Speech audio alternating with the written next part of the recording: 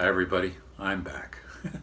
I've been away from recording songs for this stream for just over a week now. And I told you at the beginning of last week that we were going to be looking after our grandkids for a week. So that kept me kind of busy and kept me away from recording. I posted a couple of things that I'd recorded for home county. But anyway, I'm back in my own place now, not the family room where I was, but in my office/studio, and I'm going to be doing some more music for you. I finished a series of songs highlighting the folk hits from the 60s, the great folk boom of the 60s. And I'm going to just put a pause on that particular subject for a little while. I may come back to it later. But I'm going to start a new stream, which was suggested by a couple of people who are faithful viewers of this song stream of mine. Thank you very much. And what they suggested was that since I've been a record producer for almost 50 years, that it might be interesting to go back to some of the records I've produced and do some songs from those recordings. And I thought, good idea. So I'm going to take them up on that challenge. And I'm going to go back to the mid-70s. I started producing music professionally in 1972 for CBC Radio. And I have to tell you, the first album I ever produced was with Oscar Peterson, the jazz giant, the great Canadian pianist, playing with Nimmons and 9+6, the 16-piece jazz band led by Phil Nimmons. Talk about a baptism of fire for my first album. There it was. But what a great experience it was. Those guys were great to work with, and I learned a whole lot. And I produced a number of things for CBC Radio. And but the first album I did outside of CBC was with a newfound friend, Stan Rogers. And in 1975, this album came out. It was Stan's first album, which I produced, and it's called Fogarty's Cove.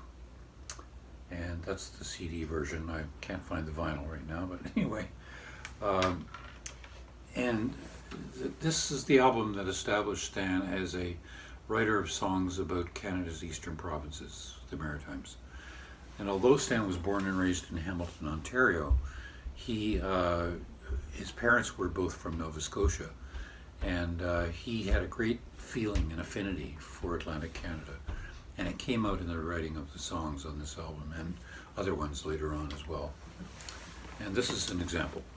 This is a song that he wrote about the demise of the domestic fishery in Nova Scotia, and it's called Make and Break Harbour. Here goes.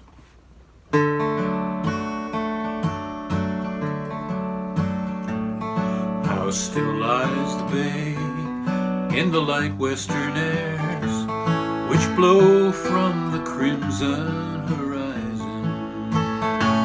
Once more we tack home with a dry, empty hold, saving gas with the breezes so fair. She's a kindly Cape Islander, old but still sound, but so lost in the long liner's shadow. Make and break and make do, but the fish are so few that she won't be replaced should she founder.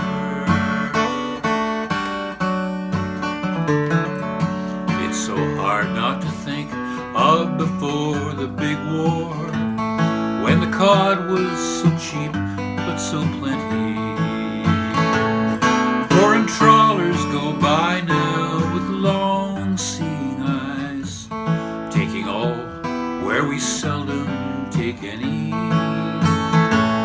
And the young folk don't stay with the fishermen's ways. Long ago they all moved to the city, and the ones left behind, old and tired and blind, won't work for a pound, for a penny. In Make and Break Harbour, the boats are so few, too many are pulled up and rotten. Most houses stand empty, old nets hung to dry, are blown away, lost and forgotten.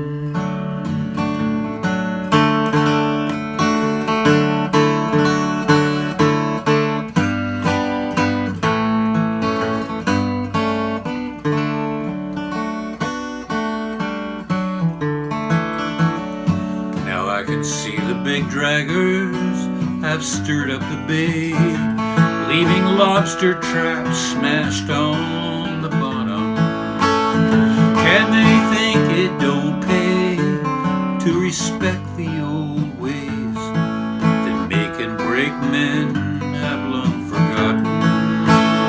For we still keep our time with the turn of the tide, and this boat that I built with my father still lifts to the sky the one longer, and I still talk like old friends on the water. In Make and Break Harbor, the boats are so few, too many are pulled up and rotten. Most houses stand empty, old nets hung to dry are blown away, lost and forgotten. In Make and Break Harbor, the boats are so few, too many are pulled up and rotten. Most houses are empty, old nets hung to dry are blown away, lost and forgotten.